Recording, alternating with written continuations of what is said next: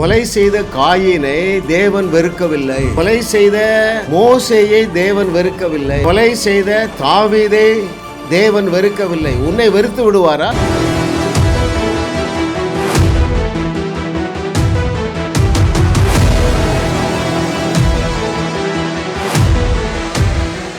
தேவன் நமக்கு கிருபையாக தந்த 1000 அவருடைய ஞானத்தின் ஆழங்கள் என்கிற சீரீஸில் 162வது செய்தி, திரு உறவு 2/3.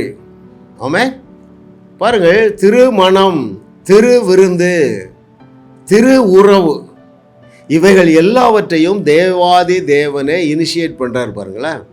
சரிங்களா? அப்போது இந்த திரு உறவை குறித்து நாம் தியானித்து கொண்டு வருகிறோம். அந்த தேவனுடைய உறவில் இருக்கிற மகத்துவம் என்னவென்றால், நீ தேவனால் தெரிந்து கொள்ளப்பட்டு இருக்கிறதுனாலே, நீ தேவாதி தேவனாகிய தகப்பனால் அவருடைய குடும்பத்திலே குமாரனாக, குமாரத்தியாக, பிள்ளையாக தெரிந்தெடுக்கப்பட்டு இருக்கிறதுனால அவர் அந்த திரு உறவை மாற்றிக்கொள்ளவே மாட்டார். இன்றைக்கு உங்களுடைய மனக்கண்கள் திறக்கப்படுகிற நாள் என்று கர்த்தர் சொல்லுகிறார். பாருங்கள், அந்த அழைப்பு எப்படிப்பட்ட அழைப்பு, அந்த சாய்ஸ். அவர் என்ன சொல்றார்? நீங்கள் என்னை தெரிந்து கொள்ளவில்லை, நான் உங்களை தெரிந்து கொண்டேன் என்று சொல்லுகிறார் இல்லையா? அப்போ பாருங்க, நான் ஒரு வசனத்தை உங்களுக்கு வாசிக்கிறேன். இந்த book of Isaiah chapter 54 verse 10. நானே அதை வாசிக்கிறேன்.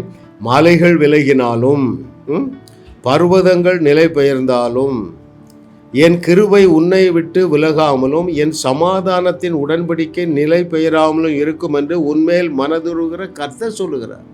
அவர் என்ன சொல்கிறாரு? அப்பா, நான் உன்னை கோடா கோடியாய் பெருக பண்ணுவேன் என்று உன்னோடு கூட உடன்படிக்கை பண்ணி இருக்கிறேன். அதை நான் மாற்ற மாட்டேன்.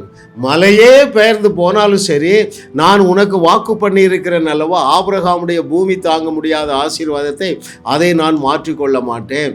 நான் உன்னோடு கூட உடன்படிக்கை பண்ணி இருக்கிறேன் அல்லவா, நீ கீழாகாமல் மேலாவா என்று சொல்லி அதை நான் மாற்றிக்கொள்ள மாட்டேன். உன்னுடைய கீழ்ப்படுதலே குறைவு இருந்தாலும் நீ பிள்ளை என்கிற அந்தஸ்தை நான் மாற்ற மாட்டேன் என்று சொல்லுகிறார். வேலைக்காரனாக இருந்தால் விரட்டி விட்டுருவாருங்க. ஒரு தப்பு பண்ண உடனே தன்னுடைய பிள்ளையை எந்த தகப்பனும் விரட்டி விட மாட்டான். அதை போல உலக தகப்பனே நம்ம மேல அன்பு வைத்திருக்கும் பொழுது தேவனுடைய உறவுக்குள்ளே நீ வந்திருக்கிறாய் என்பதை நீ இன்றைக்கு புரிந்து கொள்ள போகிறாய். அப்பாவுடைய உறவை நீ சந்தேகிக்கவே மாட்டாய். அப்பாவுடைய அன்பையும் ஆசீர்வாதத்தை நீ சந்தேகிக்கவே மாட்டாய். மகனே, மகளே, அந்த உறவின் மேன்மை என்ன தெரியுமா? உலகத்திலே முதல் கொலையை செய்த காயினோடும் அந்த உறவு மாற்றிக்கொள்ள தேவன் இடையாக இல்லை. காயினோடும் தன்னுடைய உறவை தேவன் மாற்றிக்கொள்ள ஆயத்தமாக இல்லை. அருமையானவர்களே, ஆமே, எப்படி அந்த உறவை ரெஸ்டோர் பண்ணுறாரு தெரியுமா? சாரி அவர் ரெஸ்டோரேஷனே பண்ணலைங்க. என்றைக்கு ஆதாம் ஏவாளையும் தன்னுடைய சாயலிலே தன்னுடைய ரூபத்திலே படைத்தாரோ அந்த நாளிலே துவக்கின அந்த உறவு, அது திரு உறவு, அது தேவரக உறவு.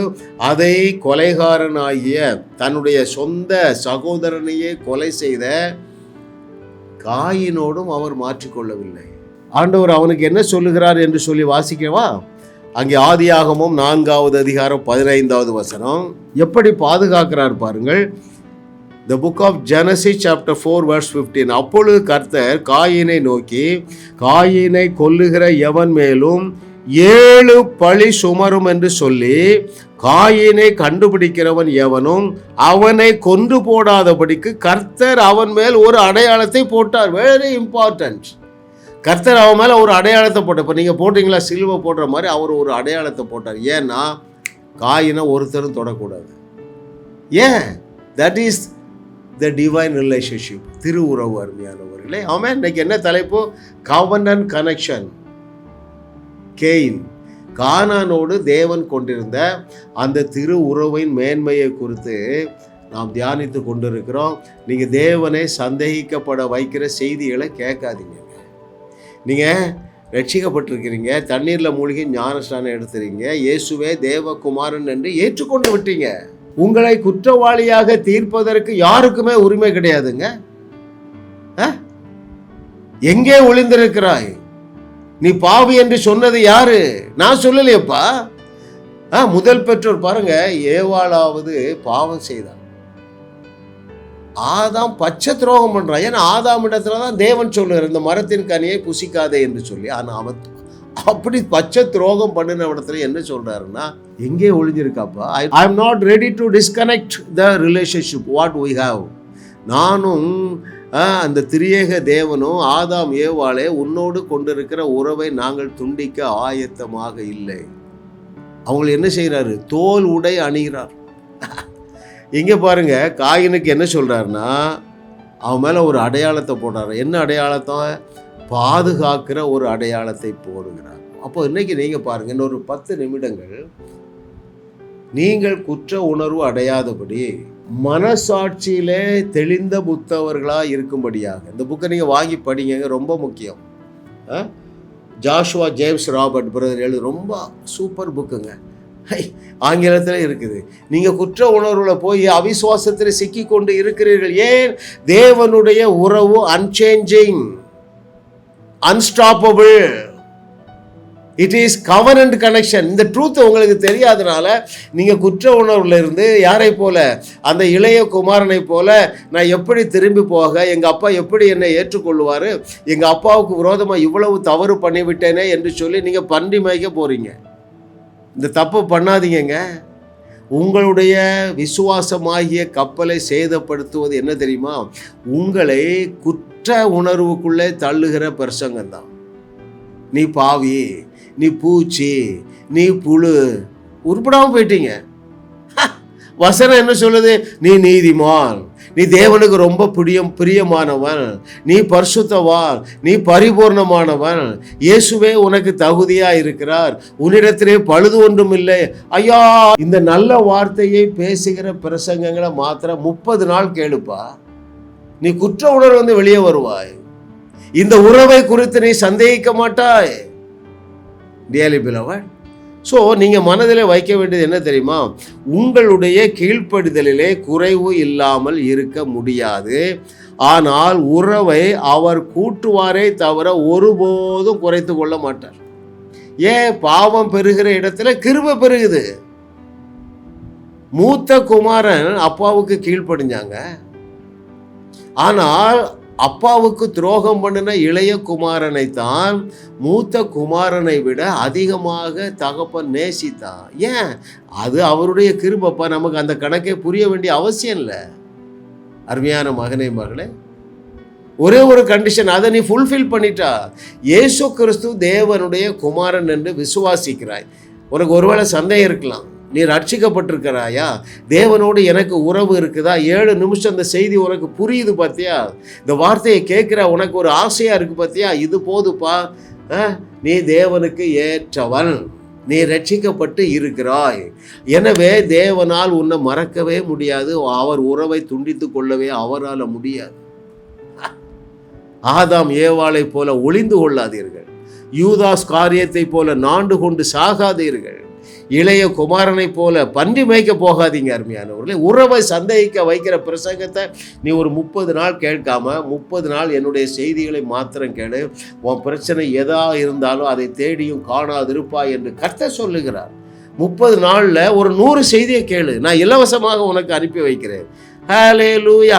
ஓ, thank you Lord for your goodness. What a loving daddy. See, அவர் உறவை துண்டிக்க வேண்டும் என்றால் காயினோடு தான் துண்டித்திருக்கணும். ஏன்?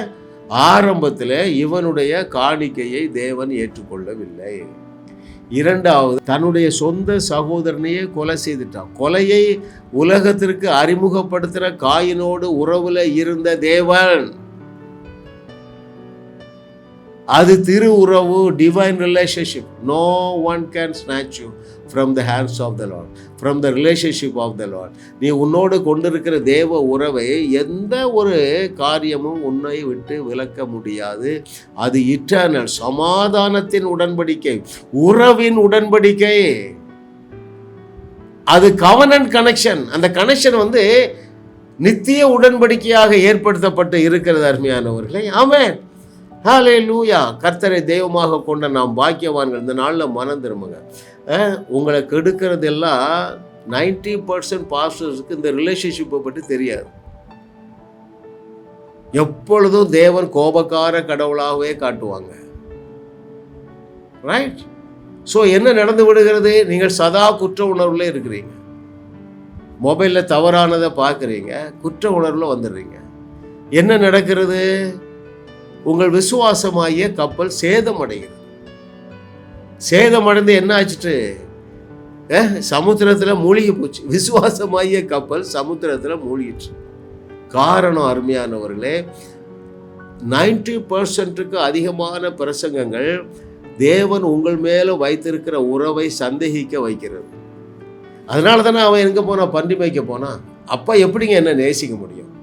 10 கட்டளைகளுக்கு நான் கீழ்ப்படியல, எந்த நியாயபுரமான கட்டளைகளுக்கு நான் கீழ்ப்படியல, விபச்சாரத்தில் விழுந்து கிடந்தேன், குடியில் விழுந்து கிடந்தேன், வேற என்ன, எங்கள் அப்பாவுடைய ஆஸ்தியெல்லாம் அழைத்தேன், தாய் தகப்பனை நான் கனம் பண்ணல, இப்படி நினைத்து எங்கே போயிட்டான்? அப்பாவுடைய அன்பை சந்தேகித்தான். அப்பாவுடைய அன்பை சந்தேகிக்கிற வைக்கிற பிரசங்கிமார்கள் எல்லாருமே பிசாசுடைய ஏஜென்ட்டுகள் என்பதை நீ புரிந்து கொள். பிசாசுடைய திட்டத்தில் தான் அவங்க இருக்கிறாங்க. உங்களுடைய விசுவாசமாகிய அந்த ஒப்பற்ற காரியத்தை, அந்த யூனிக் பிளெஸிங், ஒப்பற்ற விசுவாசத்தை திருடுகிறது அநேக பிரசங்கிமாருடைய வேலை. நான் 25 ஆண்டுகள் வீணாகி விட்டதுங்க. நான் ரட்சிக்கப்பட்டு கிட்டத்தட்ட 30 வருஷம் கர்த்தர் நல்லவர் என்று ருசி பார்க்கவில்லை. ஏன்? சதா குற்ற உணர்வு.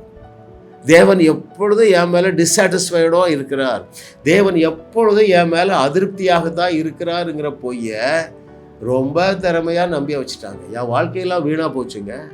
இன்றைக்கி மனம் திரும்புகள் அருமையானவர்களே. தேவன் உங்களோடு கொண்டிருக்கிற உறவு திரு உறவு எப்படி திரு விருந்து விசேஷமானதோ அதே போல் இந்த உறவு விசேஷமானது. Hallelujah! Oh what a loving daddy! கர்த்தரை தெய்வமாக கொண்ட நாம் பாக்கியவான்கள் அருமையானவர்களே. கடைசியாக நான் ஒன்றை உங்களுக்கு சொல்லுகிறேன். அது என்ன உறவு? தாவீதுக்கு அருளப்பட்ட கிருபை. அவனை போல அக்கிரமம் செய்தவர்கள் நீங்கள் யாருமே இருக்க முடியாதுங்க. தாவீதோடு உறவை துண்டித்து கொள்ளுவார் என்றால் இதை கேட்கிற உன்னோடும் தேவன் உறவை துண்டித்து கொள்ளுவார். ஆனால் அது தாவீதுக்கு அருளப்பட்ட கிருபை என்று ஏசாயா 55:3 சொல்லி இருக்குது. தாவீதோடு அருளப்பட்ட கிருபையை நித்திய உடன்படிக்கையாக ஏற்படுத்துவேன் என்று சொன்ன தேவன் இயேசு கிறிஸ்துவுடைய இரத்தத்தினாலே உங்களோடும் என்னோடும் நித்திய உடன்படிக்கையாக அதை ஏற்படுத்தி அந்த உறவுக்குள்ளாக நாம் வந்து விட்டோம் அருமையானவர்களே. நீங்க அவருடைய வேலைக்காரனாக இருந்தால் உங்களோடு அவர் உறவுல இருக்க மாட்டார். ஒரு தகப்பனுடைய பிள்ளை அவன் வேலைக்காரன்ல, மகன் மகள் 1000 தப்பு பண்ணினாலும் வீட்டை விட்டு தகப்பன் விரட்ட மாட்டாங்க. ஏன்? It's the relationship that matters. So உன்னுடைய வாழ்க்கையிலும் திரு உறவு நிரம்ப காணப்படுகிறதுனாலே அருமையான மகனே மகளே, என்னிடத்தில் ஒரு 15 புஸ்தகம் இருக்குங்க. ஆண்டவருடைய அன்பை நீங்கள் அறிந்து விசுவாசத்தில் பெருகி கர்த்தருக்குள்ள நல்ல ஐக்கியத்தில் இருக்கிற அந்த ஐக்கியத்தை அனுபவிப்பீர்கள். அது என்ன செய்யும்? உங்கள் விசுவாசத்தை பெருக்கி விடும். அது என்ன செய்யும்? வியாதி உங்கள் பக்கத்தில் வராது, தரித்திரம் உங்கள் பக்கத்தில் வராது, பயம் உங்கள் பக்கத்தில் வராது, சோர்வு வராது. என்ன வரும்? சமாதானம் வரும், சந்தோஷம் வரும், குதூகலம் வரும், கொண்டாட்டம் வரும், மகிழ்ச்சி வரும். நீங்கள் இப்பொழுது இருக்கிறதை காட்டிலும் இந்த ஆசீர்வாதங்களிலே 1000 மடங்கு பெருகுவீர்கள் என்று கர்த்தர் சொல்லுகிறார். ஜாஸ் மினிஸ்ட்ரி செய்திகள் மூலமாக நீங்கள் ஆசீர்வதிக்கப்பட்டிருக்கிறீர்கள். நீங்கள் இந்த ஊழியத்தோடு கைகோர்க்கும்படியாக உங்களை அழைக்கிறோம். நீங்கள் காணிக்கை விதைக்கக்கூடிய நல்ல நிலமாக ஜாஸ் மினிஸ்ட்ரிஸ் இருக்கிறது. விசுவாசத்தோடு உற்சாகமாக பெருக விதையுங்கள்.